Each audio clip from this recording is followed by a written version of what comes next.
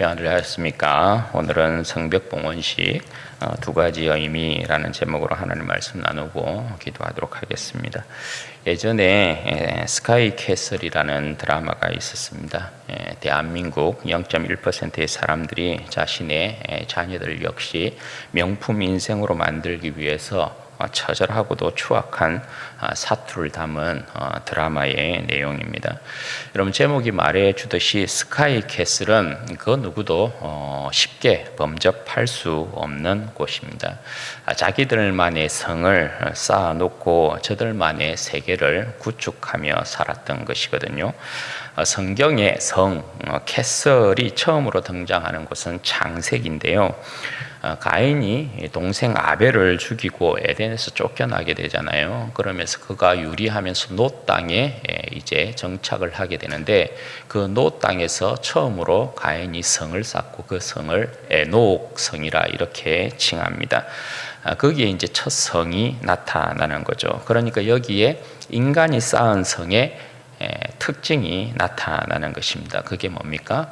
하나님을 의지하고 하나님을 신뢰함보다 자기 스스로를 보호하고 자신의 힘을 의지하며 자신의 세계를 구축하며 살고자 하는 교만함이 그대로 나타나 있는 것이 인간이 쌓은 성의 특징이고 모습이라고 할 수 있는 것입니다.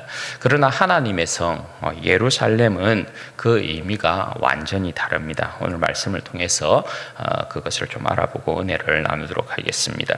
오늘 본문은 느헤미야가 52일 만에 완공한 예루살렘 성벽을 하나님 앞에 봉헌하는 내용이 기록되어 있습니다. 먼저 27절에서 30절까지는 성벽 봉헌식을 위해서 흩어져 있었던 예루살렘 주변으로 흩어져 있었던 레위 사람들을 불러 모으고 있는 내용입니다. 예루살렘 주변으로 흩어져 있었던 레위 사람들을 모아서 하나님 앞에 감사와 찬송을 드리고자 하고 있는 것입니다.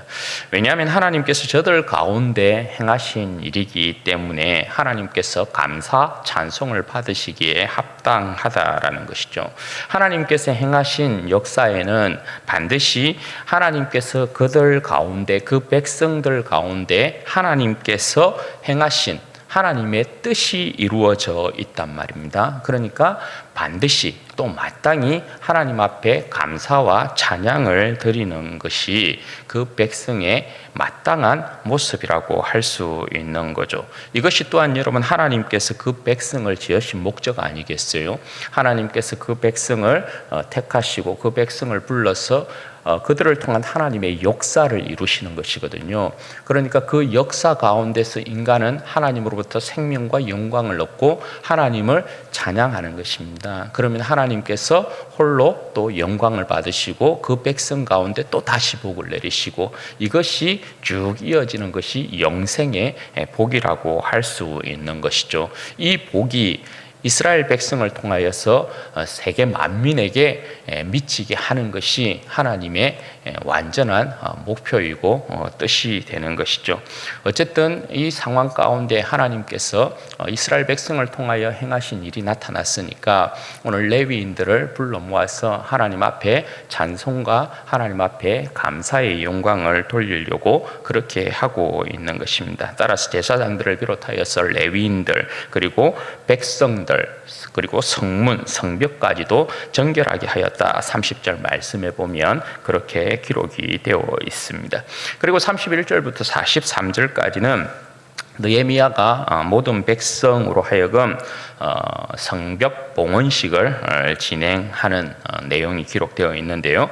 여기에 보면 백성들을 반씩 이렇게 나눕니다. 그림 한번 보여드릴게요. 이 내용이 이제 어떻게 되냐 하면 느헤미야가 백성들을 다 불러놓고 반반씩을 이렇게 나누어서, 여기가 이제 골짜기 문 같은데요. 골짜기 문에서부터 오른쪽 왼쪽으로 이렇게 무리들을 나눕니다. 저 그림을 보시면 여러분이 아시겠는데, 오른쪽 왼쪽으로 이렇게 무리를 이렇게 나누고, 에스라가 오른쪽으로 이렇게 무리를 이끌고 레위인들을 앞세우고 이렇게 쭉 가는 것이고요. 그리고 느헤미야가 왼쪽으로 이렇게 가는 것입니다. 그러니까 빨간 쪽은 느헤미야가 이렇게 가는 쪽이고, 다른 색깔은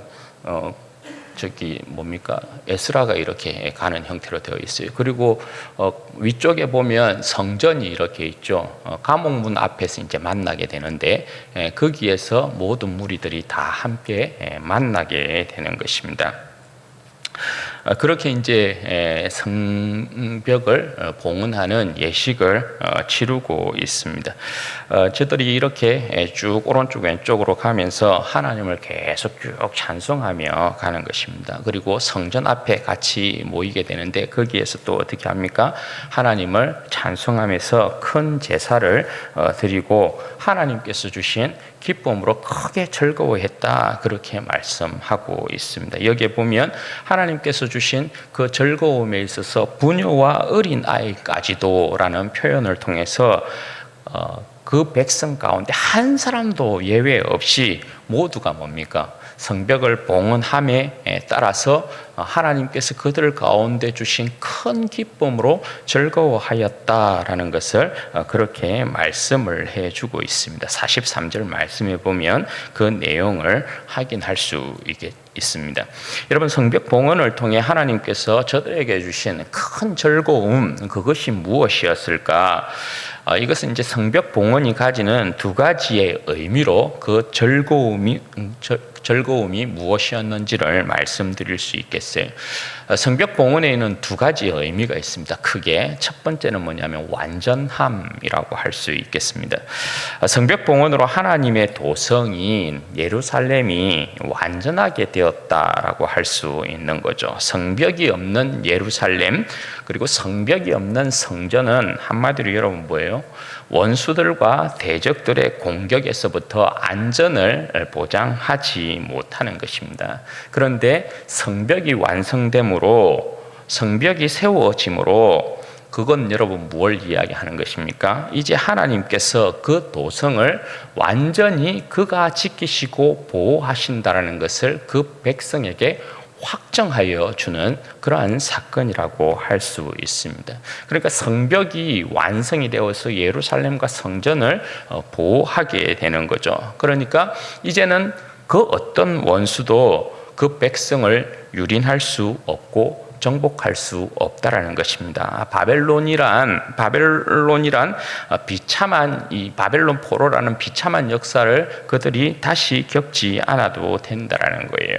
하나님께서 저들을 지키시고 보호하세요. 하나님께서 이제 그 백성들의 완전한 피난처로서 그 백성이 하나님을 의지하면, 하나님 안에 들어가게만 하면 하나님께서 그 백성을 완전히 지키고 보호한다라는 뜻이 오늘 이 성벽 봉헌의 첫 번째 의미라고 할 수 있는 거죠. 그리고 두 번째 의미가 있는데요. 그게 뭐냐면 거룩함이에요. 여러분, 성벽을 세웠다라는 건 구별을 이야기합니다. 지금도 보면 미국에서 장벽을 이렇게 세워놓고 이민자들이 넘어오지 못하게 만드는 그런 일이 있잖아요. 구분을 시키는 것이죠. 성벽이 이제 그런 의미를 가지고 있습니다. 하나님의 백성과 이방인을 구분하고요. 하나님의 세계와 이방 세계를 구분하는 것입니다. 빛과 어둠을 구분하는 것이고 선과 악을 구분하는 것이라고 할 수 있겠습니다.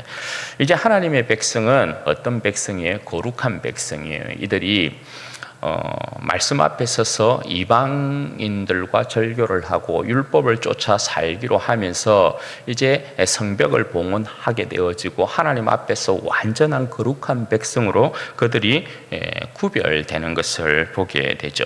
그 안에서 이제 어떻게 해요? 이스라엘 백성은 하나님이 택하신 백성으로서, 선민으로서 세상에 더 이상 눈길 주지 않는 것입니다. 그 지역의 어떤 이방의 어떤 신들에게 눈길을 주지 않는 것입니다. 오직 하나님만을 기뻐하고 하나님만을 사랑하며 하나님만을 섬기는 백성으로 구별되었다라는 것이 성벽 봉헌의 또 다른 의미가 되는 거예요. 이제 저들은 하나님의 보호하심 가운데서 하나님만을 사랑하는 백성으로서, 구별된 백성으로서 하나님께서 그들 가운데 누리는 복을 누리면 되는 것입니다. 여러분, 성벽 봉헌은 이런 의미로 하나님께서 그 백성에게 주신 큰 즐거움이다, 그렇게 말씀드릴 수 있는 거죠. 그리고 44절에서부터 47절까지는 저들이 언약한 대로 제사장들과 레위인들을 돌보고 있는 내용입니다. 여러분, 레위인들을 멸시하고서 저들의 삶이 있을 수 없죠. 왜냐하면 이스라엘 백성들은 저들의 모든 첫 장자를 레위인으로 대속을 하거든요. 그러니까 저들의 첫 장자를 레위인으로 대속했다라는 건 저들 모두가 하나님을 섬길 수 없기 때문에 레위인으로 대속을 해서 레위인으로 하여금 하나님의 성막 성전에서 그들을 대표하여서 섬기게 만든 것이란 말입니다. 그러니까 레위인이 없으면 뭐예요?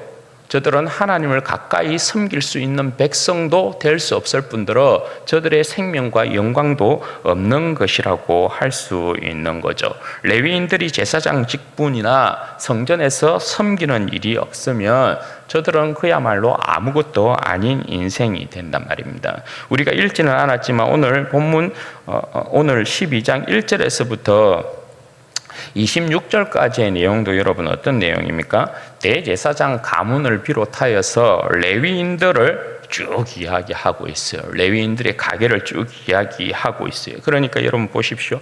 성벽 봉헌에 있어서 처음과 끝에 대한 이야기가 레위인으로 둘러싸여 있어요. 레위인으로 둘러싸여 있다는 것은 성벽 봉헌에 있어서 레위인들이 그 가운데 또 뭐예요? 중심이 된다는 것입니다. 그만큼 이스라엘 백성들에게 있어서는 레위인이 중요하다라는 것을 그렇게 이야기하고 있는 것입니다. 레위인이 살아있어야 성전의 기능도 제대로 돌아갈 수 있고, 그것이 돌아가야만 이스라엘 백성이 저들의 생명의 복을 누리는 것이라고 그렇게 말씀을 하고 있는 거예요. 그럼 여러분, 이 말씀이 오늘 우리에게 주는 의미가 뭐냐? 여러분, 계시록에 보면 주님께서 우리에게 주시는 새 예루살렘에 대한 묘사가 나옵니다. 그죠? 그것에 보면 성과 성벽에 대한 묘사가 있는데요.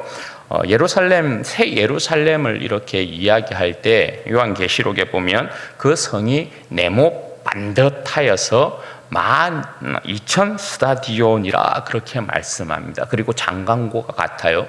네모 반듯하고 장강고가 같은 건 지성소라는 의미예요. 그러니까 지성소라는 의미는 뭐예요? 새 예루살렘에서 하나님께서 우리를 빛 가운데 다이렉트로 우리가 하나님을 보며 하나님과 함께하는 영광스러운 백성이다라는 것을 이야기하죠. 그러니까 새 예루살렘에서는 하나님께서 지성소 뒤에 이스라엘 백성들처럼 휘장을 치고 뒤에 있지 않아요. 그 백성을 지성소 안으로 인도하는 것이라고요. 우리가 예수 그리스도를 통하여서 우리가 하나님 아버지와 그 아들을 직접적으로 보는 그러한 영광 가운데 거하는 곳이 새 예루살렘이다, 그렇게 이야기하고 있는 것이에요. 그리고 그 성곽의 높이를 이야기할 때 144규빗 이렇게 이야기해요.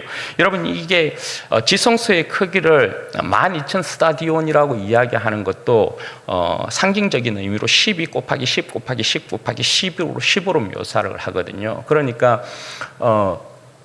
12는 완전수고 10은 충만수잖아요. 그걸 3번 이야기하기 때문에 강조형이라고요. 그러니까 하나님께서 그 백성과 거하는 집이 얼마나 크고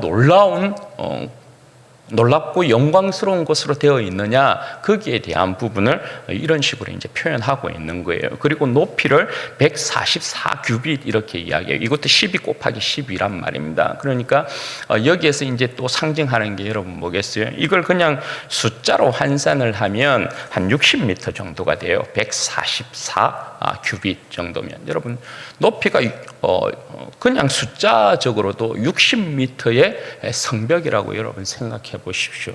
네. 상상이 됩니까? 성벽 자체가 60m예요. 그런데 이걸 요한계시록에서는 어떻게 이야기하냐면 천사의 청량 이렇게 이야기한다고요. 천사의 청량이니까 한마디로 말하자면 주님께서 그 백성을 지키고 보호하는 그 그 성벽이 그 누구도 범접할 수 없고 그 누구도 기어오를 수 없고 그 누구도 침략할 수 없는 완벽하고 장엄하고 위대하고 놀라운 성벽이다. 그걸 이야기하는 거거든요. 그 어떤 원수가 그 백성을 삼키기 위해서 침입할 수 있고 침범할 수 있고 정복할 수 있는 나라가 아니다라는 것을 이야기하고 있는 거예요. 그러니까 계시록에 나타나는 성과 성벽의 모습을 보면 여기에서 여러분 우리가 진정한 완전함과 거룩함이 나타나 있다라는 것을 알 수 있죠. 느헤미야의 이 성벽은 또 이렇게 영광스럽긴 한데 나중에 또 이스라엘 백성이 여러분 어떻게 해요? 이스라엘 백성이 또 하나님 앞에서 범죄함으로 로마에 의해서 또 무너집니다. 산산이 무너져 버려요. 성벽이 돌 하나도 돌 위에 남지 않도록 그냥 와르르 전부 다 무너뜨려 버려요. 그런데 여러분 우리 주님께서 세우신 하나님의 나라 새 예루살렘 성은 결코 여러분 무너지지 않습니다. 그러므로 그 백성이 다시는 사망의 노예가 되거나 포로가 되는 일이 없습니다. 그 나라에서는 죽음을 이기신 우리 주님이 우리의 온전한 보호자가 되십니다. 여러분 그 성은 너무나 높고 위대하고 장엄하여서 그 어떤 세력도 감히 그 나라를 무너뜨릴 수 없는 것입니다. 그 안에 보호받는 백성은 그야말로 여러분 뭐예요? 그곳에서 안전히 거하면서 영생 복락을 누리게 되는 거예요. 그리고 여러분 그곳에 거주하는 백성은 거룩한 백성이에요. 주님의 나라가 완성되어질 때 스가랴서에 보면 주님의 그 새로운 나라에는 가나안 백성이 하나도 없다 이야기합니다. 그러니까 주님의 그 완전한 새 예루살렘 안에는 죄인이 있을 수 없어요. 죄인이. 그 나라는 완전한 나라여서 오직 주님께서 택하신 거룩한 백성만이, 깨끗한 백성만이, 주님만을 정말 기뻐하고 주님만을 사랑하는 백성만이 그곳에 들어가게 돼요. 그리고 그곳에 선택받은 백성들은 여러분 어떻게 해요? 그곳에서 정말 다른 그 어떤 것에 세상에 눈 돌릴 이유가 없죠. 눈을 돌릴 이유도 없고 돌릴 수도 없어요. 오직 하나님과 어린 양 예수 그리스도만을, 우리 주 예수 그리스도만을 기뻐하고 즐거워하고 하나님과 어린 양의 보좌로부터 흘러나오는 그 생명수 강가로 달마다 각각의 그 아름다운 종류의 열매를 맺는 과일나무가 풍성하고 부족함이 없는 그 나라에서 영생의 복락을 누리게 되는 거죠. 그게 여러분 우리가 주님으로부터 받게 되어질 새 예루살렘 성이에요. 하나님의 나라. 그러나 여러분 주님의 이 완전함과 거룩함은 장차 우리에게 주어질 새 예루살렘에서만 드러나는 것은 아니에요. 주님께서 이 땅 가운데 세우신 나라, 그것이 어디입니까? 주님의 교회인 것이죠. 주님의 교회에서도 여러분 완전함과 거룩함은 나타나는 것입니다. 여러분 주님이 우리의 성벽이시죠. 주님께서 그의 피로 쌓아 올린 성벽을, 그의 교회를 무너뜨릴 자가 없습니다. 여러분 주님께서 우리를 지키고 보호하십니다. 죄와 사망의 권세가 감히 우리를 삼킬 수 없습니다. 따라서 여러분 우리는 어떻게 해야 돼요? 주님 안에 거해야 합니다. 주님이 우리의 성벽이시므로 우리는 주님 안에 거해야 해요. 우리는 주님 안에 있는 것입니다. 언젠가 한번 제가 말씀을 드렸는데 성경에서 가장 많이 나오는 전치사 가운데 하나가 안에라는 표현입니다. 그러니까 영어로는 in, 우리가 주님 안에 거한다. 이 표현을 사도 바울 역시 굉장히 많이 사용합니다. 그 어떤 전치사보다도 우리가 주님 안에 이 표현이 굉장히 많이 나옵니다. 여러분들이 유심히 한번 서신서를 이걸 생각하고 읽어보십시오. 아, 우리가 그리스도 안에 있다라는 이 표현이 굉장히 많구나라는 것을 알 수 있습니다. 그게 여러분 무엇을 이야기하는 것이겠습니까? 우리가 주님 안에 있으므로 주님께서 우리의 완전한 보호자, 주님께서 우리를 지키시고 우리의 완전한 피난처가 된다라는 것을 이야기하는 거죠. 그럼 여러분 이걸 바꾸어 말하면 여러분 뭡니까? 우리가 주님 밖에 있으면 여러분 어떻게 된다라는 거예요? 우리가 주님 밖에 있으면 절대 여러분 우리가 보호받지 못한다. 절대 우리가 여러분 어떤 곳에서도 안전한 곳이 없다. 피난처가 없기 때문에, 안전한 피난처가 없기 때문에 그런 말이 되는 거죠. 그러므로 우리의 생명은 여러분 뭐예요? 주님 안에 있는 거예요. 예. 예수 그리스도의 피로 우리를 주님께서 구원하셨으니, 우리를 철벽 방어한다라고 주님께서 그 피로 성벽을 세웠으니 우리는 주님 안에 거해야 되는 거예요. 주님 안에 거하지 아니하고 자신의 성을 쌓는 사람들도 여러분 굉장히 많아요. 자신의 성을 쌓는다라는 건 여러분 뭐예요? 주님 안에, 주님께서 쌓으신 성 안에 들어가야 하는데, 신앙생활을 할 때 여러분 주님 안에 거하는 백성이 아니라 주님 밖에서 자신의 성을 쌓는 사람들이 굉장히 많단 말입니다. 자신의 성을 쌓게 되어지면 여러분 어떻게 돼요? 그 성은 주님을 의지하고 주님을 신뢰하는 성으로 쌓아진 게 아니죠. 그 성은 자신의 힘, 자신의 능력, 자신의 교만의 성인 거죠. 탐심과 탐욕으로 쌓아진 성이죠. 그건 여러분 어떻게 돼요? 한 방에 후루룩 넘어지는 거예요. 교만함의 성은. 여러분 알게 모르게 우리가 주님 밖에서 이 교만한 성을 쌓는 경우들이 굉장히 여러분 많다라는 거예요. 여러분 한번 점검해 봐요. 내가 오늘 주님 안에 거하는 삶을 살고 있는지, 아니면 주님 밖에서 나만의 성을 쌓고 있는 신앙생활을 하고 있는 것인지, 내 삶을 살고 있는 것인지 여러분 한번 점검해야 될 필요가 있어요. 교만한 성을 쌓으면 쌓을수록 어때요? 주님께서 우리의 보호자가 되시고 우리를 지키는 자가 되시고 우리의 피난처가 되지 않기 때문에 우리가 당하게 되어지면 세상으로부터 공경을 당한다든지 어떤 힘들고 어려운 어떤 고난을 당한다든지 하게 되어지면 내 자신이 와르르 무너지는 것을 반드시 경험하게 돼요. 그게 아니라 주님 안에 거함으로, 그죠? 주님 안에 거하면 우리가 결단코 여러분 완전히 쓰러지거나 자빠지거나 넘어지는 일은 없어요. 주님께서 끝까지 우리를 붙드시기 때문에 그래요. 주님께서 우리를 붙드심에 있어서 우리를 놓치게 되어지면 우리의 구원이 완전한 구원이라 말할 수 없어요. 그러나 여러분 주님의 피로 우리를 지키시겠다고 세우신 주님의 이 성벽은 우리에게 완전한 것이거든요. 우리의 구원은 완전한 구원이란 말입니다. 우리가 주님 안에 거하고 있으면 결단코 죄와 사망의 권세가 절대 우리를 해할 수 없다라는 것을 여러분 기억하십시오. 그리고 여러분 또 하나는 주님께서 우리를 그의 거룩한 백성으로 구별하셨다는 것을 기억해야 해요. 여러분 우리는 주님의 거룩한 백성입니다.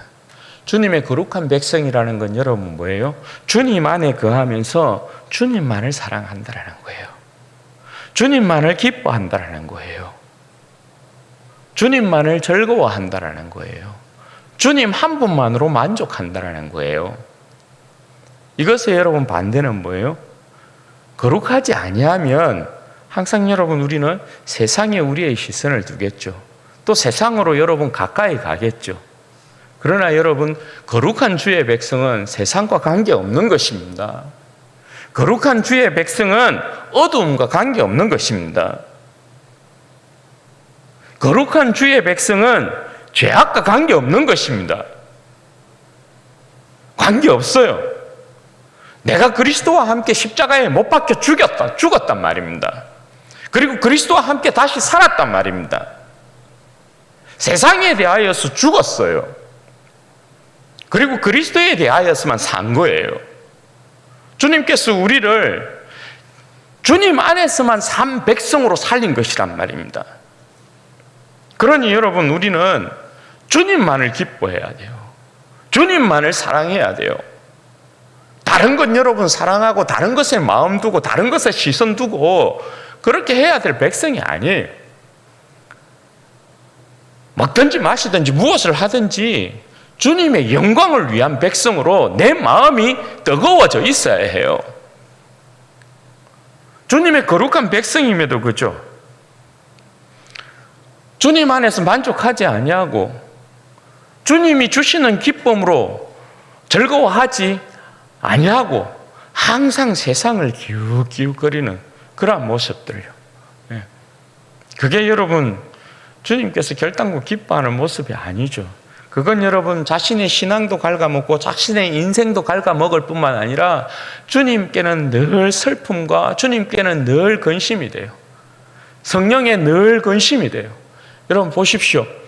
우리 안에 계신 성령님께서 오늘 내 마음 가운데 주시는 기쁨이 있는가 한번 점검 한번 해봐요. 오늘 내 삶이 성령께서 주시는 큰 기쁨과 즐거움으로 가득 찬 삶으로 살아가고 있는가? 아니면 늘 근심과 걱정인가? 그걸 여러분 한번 점검해봐요. 우리가 주님을 뜨겁게 사랑하고 있고 주님을 정말 사랑함 가운데 나아가고 있으면 성령께서 늘 우리 가운데 주시는 평안함이나 성령께서 주시는 기쁨이나 감사나 찬양이 넘치게 되겠죠. 그러나 여러분, 우리가 주님을 향한 마음이 뚜렷하지 않고 선명하지 않고 주님을 향한 사랑의 뜨거움이 없으면 성령님께서는 늘 우리 가운데 근심 걱정하시는 거거든요.